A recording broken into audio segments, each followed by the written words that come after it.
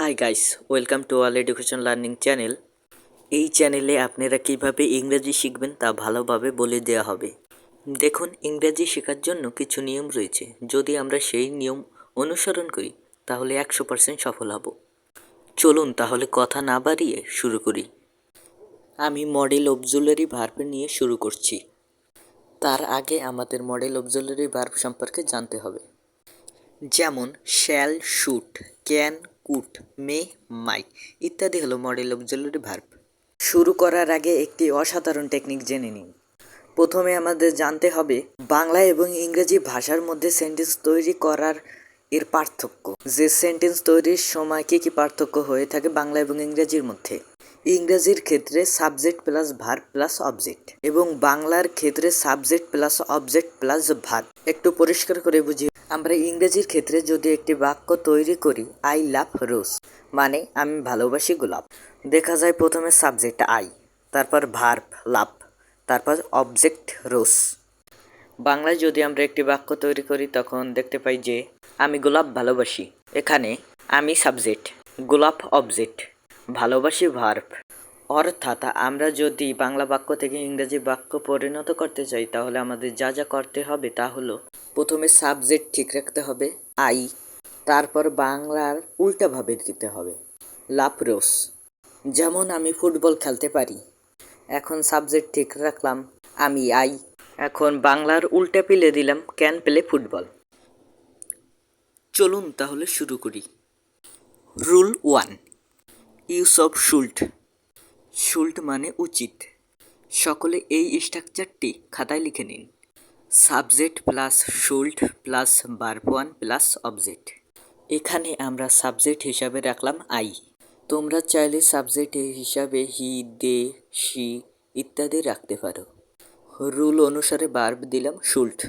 যেহেতু এখানে ভার্ব 1 কথা বলা হয়েছে তাই ভার্ব হিসাবে দিলাম গো এবং অবজেক্ট দিলাম টু স্কুল। তাহলে এর সম্পূর্ণ অর্থ হয় আমার স্কুলে যাওয়া উচিত। যদি আমি এখন বলি আমার বই পড়া উচিত, এর ইংরেজি কী হবে? এর ইংরেজি হবে আই শুড রিড বুক। যদি আবার বলি আমার বাড়ি যাওয়া উচিত, তাহলে এর ইংরেজি কী হবে? এর ইংরেজি হবে I should go to home. আশা করি তোমরা রুল 1 ভালোভাবে বুঝতে পেরেছ। Use of should be. Should be মানে উচিত হবে বা থাকা উচিত। যখন মেন ভার্বের পর ভার্ব 3 হয় তখন অর্থ হয় উচিত হবে, এবং যখন ভার্বের সাথে আইএনজি যুক্ত হয় তখন অর্থ হয় থাকা উচিত। Structure subject plus should be plus ভার্বের সাথে আইএনজি যুক্ত প্লাস অবজেক্ট। এই রুলটিকে 2 ভাগে ভাগ করা যায়। এটা একবারে দেখালে তোমরা বুঝতে পারবে না, এটা পরের স্ট্রাকচারে বুঝিয়ে দেব। এক্সাম্পল, সাবজেক্ট হিসাবে রাখলাম হি, তোমরা চাইলে যে কোনো সাবজেক্ট রাখতে পারো। স্ট্রাকচার অনুসারে ভার্ব দিলাম শুড বি। এখানে ভার্বের সাথে আইএনজি যুক্ত করতে বলা হয়েছে, তাই যে কোনো একটি ভার্ব দিলাম ডু এবং এর সাথে আইএনজি যোগ করলাম, তাহলে সম্পূর্ণ ভার্বটি হলো ডুইং। অবজেক্ট দিলাম ওয়ার্ক, তাহলে সম্পূর্ণ সেন্টেন্সটি হয় he should be doing work, মানে তার কাজটি করতে থাকা উচিত। যদি আমি বলি আমার বই পড়তে থাকা উচিত, তাহলে এর ইংরেজি কী হবে? এর ইংরেজি হবে I should be reading the book. কোনো কিছু করতে থাকা বোঝালে এই ইংরেজি রুলটি ব্যবহার করতে পারো। Rule 3, subject plus should be plus verb 3 plus object. Example, এখানে সাবজেক্ট হিসাবে রাখলাম আই, স্ট্রাকচার অনুসারে ভার্ব দিলাম শুড বি, ভার্ব 3 দিলাম গন এবং অবজেক্ট দিলাম টু স্কুল। তাহলে সম্পূর্ণ সেন্টেন্সটি হয় you should be gone to school, মানে তোমার স্কুলে যাওয়া উচিত হবে। যদি বলি তোমার বই কেনা উচিত হবে, তাহলে তার ইংরেজি কী হবে? আর ইংরেজি হবে ইউ শুড বি বট দি বুক। প্রত্যেকেরই এই দুটি রুলের ভিতর সমস্যা হয়ে থাকে যে তারা আইএনজি ব্যবহার করবে না ভার্ব 3 ব্যবহার করবে। Rule 4, use of should have. Should have মানে উচিত ছিল। Structure subject plus should have plus verb 3 plus object. Example, subject হিসাবে রাখলাম আই, স্ট্রাকচার অনুসারে ভার্ব দিলাম শুড হ্যাভ, মেইন ভার্ব দিলাম গন, যেহেতু এখানে ভার্ব থ্রি বলা হয়েছে তাই গো এর ভার্ব থ্রি গন দিলাম। অবজেক্ট দিলাম টু মার্কেট। তাহলে সম্পূর্ণ সেন্টেন্সটি হয় I should have gone to market, মানে আমার বাজারে যাওয়া উচিত ছিল। যদি আমি এখনো বলি তোমার এক গ্লাস পানি খাওয়া উচিত হবে, তার ইংরেজি কি হবে? তার ইংরেজি হবে you should have drunk a glass of water. Rule 5, use of should have been. Should have been মানে থাকা উচিত। এটা প্রায় রুল 2 এর মতো, কিন্তু সামান্য একটু ডিফারেন্স রয়েছে। Structure: subject plus should have been plus ভার্বের সাথে আইএনজি যুক্ত প্লাস অবজেক্ট। এক্সাম্পল: সাবজেক্ট দিলাম আই, স্ট্রাকচার অনুসারে ভার্ব দিলাম শুড হ্যাভ বিন, ভার্বের সাথে আইএনজি যুক্ত করে দিলাম ওয়েটিং, এবং অবজেক্ট দিলাম ফর ইউ সিং মর্নিং। এই রুলটি করার সময় একটি সময়ের উল্লেখ করে দিতে হবে, যেমন সকাল, বিকাল, 1 ঘন্টা, 2 ঘন্টা ইত্যাদি। যদি সংখ্যাবাচক সময় বোঝায়, যেমন 1 ঘন্টা, 2 ঘন্টা ইত্যাদির পূর্বে প্রিপোজিশন হবে ফর। কোনো সময় যদি সংখ্যাবাচক না বোঝায়, যেমন সকাল, বিকাল, দুপুর ইত্যাদির পূর্বে প্রিপোজিশন হবে ছিং।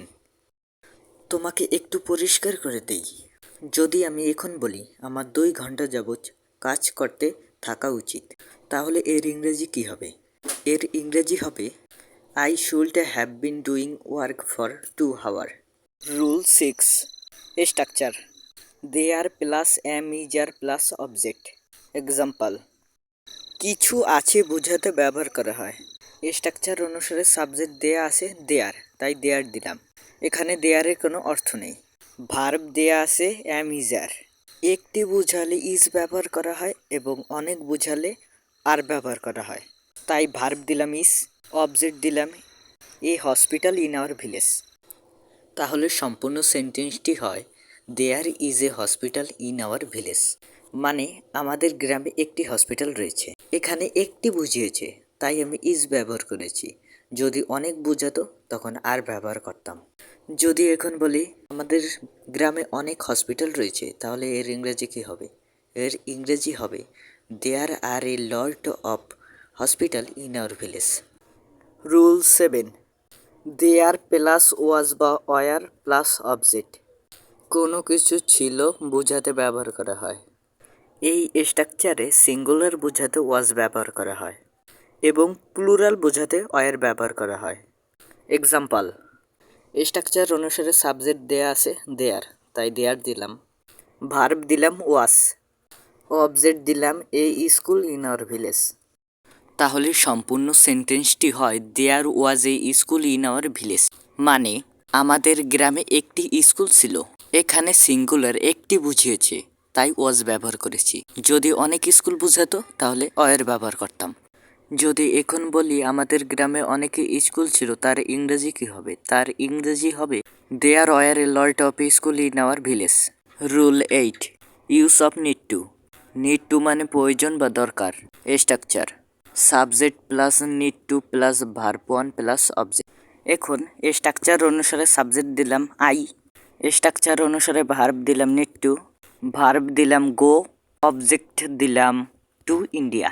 তাহলে সম্পূর্ণ সেন্টেন্সটি হয় I need to go to India, মানে আমার ইন্ডিয়া যাওয়া প্রয়োজন। যদি আমি এখন বলি আমার কাজ করা উচিত, তার ইংরেজি কী হবে? তার ইংরেজি হবে I need to do work. যদি আমি বলি আমার বই কেনা উচিত, এর ইংরেজি কী হবে? এর ইংরেজি হবে I need to buy a book.